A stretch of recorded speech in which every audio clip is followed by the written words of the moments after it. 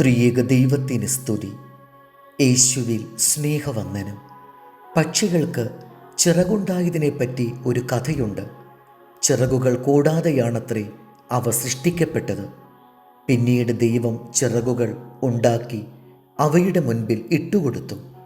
ഭാരമുള്ള ഈ ചുമടുകൾ കൂടി നിങ്ങൾ എടുക്കൂ എന്ന് ദൈവം പറഞ്ഞു. തങ്ങളുടെ കാൽച്ചുവട്ടിൽ ഇട്ടുകൊടുത്ത ഘനമുള്ള ചിറകുകൾ എടുക്കാൻ ആ പക്ഷികൾ ആദ്യം മടിച്ചു. എങ്കിലും ദൈവം കൽപ്പിച്ചതുപോലെ അവ ചെയ്തു. ചുണ്ടുകൊണ്ട് കൊത്തിയെടുത്ത് ആ ചിറകുകൾ ചുമലിലേറ്റി. ആദ്യം അവ ഭാരമായി തോന്നിയെങ്കിലും ആ ചുമട് പക്ഷികൾ മാറോട് ചേർത്ത് പിടിച്ചു. പെട്ടെന്ന് ചിറകുകൾ ചുമലിൽ ഒട്ടിപ്പിടിച്ചു. കാലാന്തരത്തിൽ ആകാശത്തിലേക്ക് പറന്നുയരാൻ കഴിഞ്ഞു.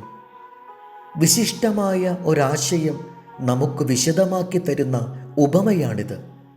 ചിറകില്ലാത്ത ആ പക്ഷികളോട് മനുഷ്യനെ ഉപമിക്കാം. നമുക്കെടുക്കാൻ പാടില്ലാത്ത ചുമടുകൾ ദൈവം ഇട്ടുതരുന്നു.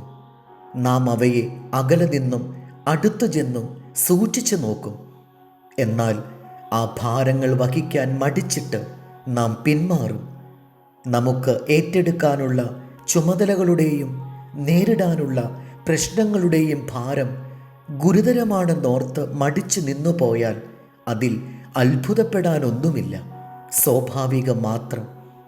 എന്നാൽ ദൈവിക കൽപ്പന അനുസരിക്കാൻ നാം സന്നദ്ധമാകുമ്പോൾ പ്രയാസമെന്ന് ആദ്യം തോന്നുന്ന ഭാരങ്ങൾ ലഘുവായി അനുഭവപ്പെടും.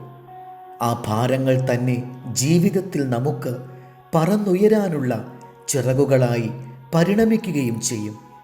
നാം സന്തോഷത്തോടെ ഉയർത്തുകയും സ്നേഹനിർഭരമായ ഹൃദയത്തോടെ വഹിക്കുകയും ചെയ്യുന്ന പക്ഷം അനുഗ്രഹത്തിനായി പരിണമിക്കാത്ത ഒരു ഭാരവും ഉണ്ടാകില്ല നമ്മുടെ ജീവിതത്തിൽ. നമുക്ക് വഹിക്കാനുള്ള ഭാരങ്ങളും പ്രശ്നങ്ങളും നമ്മുടെ സഹായികളായിരിക്കണമെന്നാണ് ദൈവം ഉദ്ദേശിക്കുന്നത്.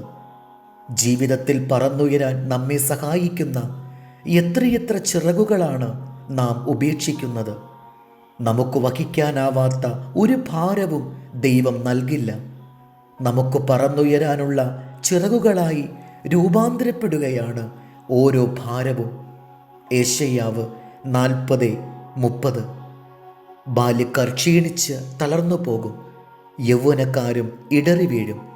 എങ്കിലും യഹോവയെ കാത്തിരിക്കുന്നവർ ശക്തിയെ പുതുക്കും. അവർ കഴുകന്മാരെ പോലെ ചിറകടിച്ചു കയറും. അവർ തളർന്നു പോകാതെ ഓടുകയും ക്ഷീണിച്ചു പോകാതെ നടക്കുകയും ചെയ്യും. ദൈവം നമ്മെ അനുഗ്രഹിക്കട്ടെ. കർത്താവിൽ എളിയ ശുശ്രൂഷകൻ ഈരാളിലച്ചൻ.